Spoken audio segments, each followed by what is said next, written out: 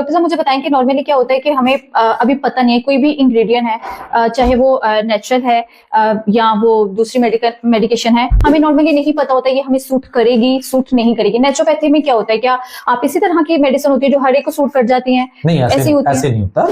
जो proper naturopathic doctor है या नेचुरोपैथ है या तबीब है या हकीम है, जो भी है, इसको अपनी दवाइयां खुद बनानी आती है, लेकिन ये उस मरीज की नब्ज, उसके मिजाज, उसकी कंडीशन, उसके सिम्टम्स, उसकी इलामात, उसके इंटरनल और एक्सटर्नल एनवायरनमेंट, उसके मसाइल और उसके बाद उसकी रिपोर्ट्स, उसके अंदर उसकी केमिस्ट्री, उनके डिस्टर्बेंस, उन सारी चीजों को समझता हूँ और फिर वो उसके मुताबिक उसकी दवाई बनाता है। हर एक की दवाई जो है ना वो अलग बनती है। तो नेचुरोपैथी में भी ये है कि जो मेडिसिन बनती है उससे भी किसी को एलर्जी हो सकती है, या हम नॉर्मली पूछ लेते हैं डॉक्टर्स कि आपको किसी मेडिसिन से एलर्जी तो नहीं है, कोई प्रॉब्लम तो नहीं कर देती, रैश तो नहीं हो जाते? नेचुरोपैथी में भी ऐसी मेडिसिन अवेलेबल होती है? एलोपैथी में और बात है, वहाँ सारे केमिकल प्रोसेस है, वहाँ कोई भी चीज कभी भी रिएक्ट कर सकती है। ठीक है।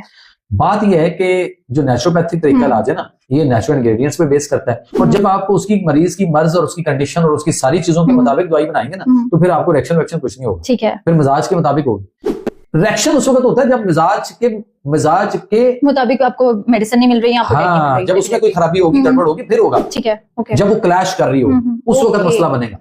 अब दूसरी बात यह है, अब फर्ज करें कि मैं अपनी बता देता हूँ कि पाकिस्तान में शायद मेरा इदारा जो है वो वाहिद ऐसा इदारा है जहां पे पेशेंट आता है तो उसकी मर्ज कंडीशन और उसके मुताबिक पूरी हिस्ट्री लेके सब कुछ, उसकी पुरानी जितनी भी उसका रिकॉर्ड है उसको हम उसकी बकायदा हम जो है ना उसके फोटोकॉपीज लेते हैं उनसे, और फोटोकॉपी लेकर हम प्रॉपर एक अपनी फाइल मेंटेन करते हैं। वो चाहे 2 सफ़े हो, 10 हो, 50 हो, 1000, 2000, 500, 400, 700 कुछ भी सफ़े हो, डॉक्टर की प्रेस्क्रिप्शन, उसका जात, वो तक देखने पड़ते हैं कि उनमें डॉक्टर्स ने उनको क्या दिया और कौन सी दवाई किस दवाई के साथ दी जा सकती थी, नहीं दी जा सकती थी, और उसकी दो चार गलत दवाइयां इसने इकट्ठी डॉक्टर ने किसी ने अगर खिलाई हैं तो इस पेशेंट के अंदर उसकी क्या इफेक्ट हुए होंगे, क्या रिएक्शन है, उन रिएक्शंस को भी नेचुरोपैथी मेडिसिन जो है वो कवर करना है। और हमें तो 2-2, 3-3 एंगल से मरीज का इलाज करना पड़ता है। एक तो वो जिस मसले के लिए आया वो, और एक जो उसने दवाइयां खाई गलत वो, और एक वो जो दवाइयां जो दवाइयां एक दूसरे के साथ क्लैश करती थी और डॉक्टर ने इकट्ठी खिला दी, उनको भी देखना है। अब मेरी जो दवाइयां हैं वाहिद, मैं समझता हूँ, मुझे नहीं पता कि शायद वाली बात है कोई और इदारा ऐसा पाकिस्तान में हो जिसमें दवाई मरीज की मर्ज और कंडीशन के मुताबिक बनाई जाती हो।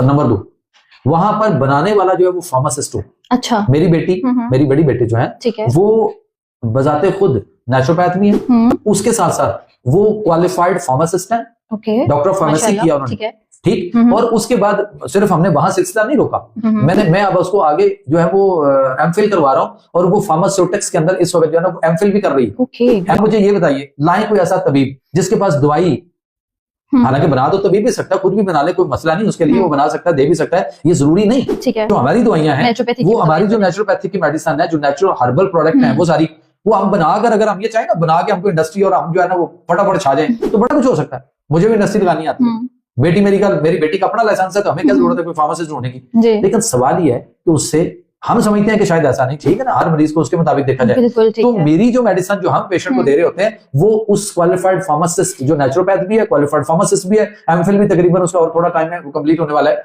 तो उसकी जेरे निगरानी, उसकी सरपरस्ती में दवाई तैयार होती है हमारे पेशेंट्स की। Okay, that's great. मर्दों में प्रोस्टेट ग्लैंड, इसका कैंसर बहुत हो रहा है। अच्छा, उसकी क्या वजूहात हो सकती हैं? उनकी वजह यह है कि वो ठंडी चीजों का ज्यादा इस्तेमाल है, ठीक है, और उसके बाद हम बादी चीजों का और ठंडी चीजों का ज्यादा इस्तेमाल करते हैं, और उसकी वजह से हमारे यूरिन और उसकी प्रॉब्लम आती है। फिर उसके लिए हम एक गलत दवाई पे लग जाते हैं कि प्रोस्टेट के लिए ये दवाई खानी, जिंदगियां दांव पे लगा दी, फरंगी तिब के पीछे पड़ के। ठीक है, फरंगी तिब हमें कहां से कहां ले गए और खुद कहां से कहां चला गया, ये सोचना है, गौर करना है।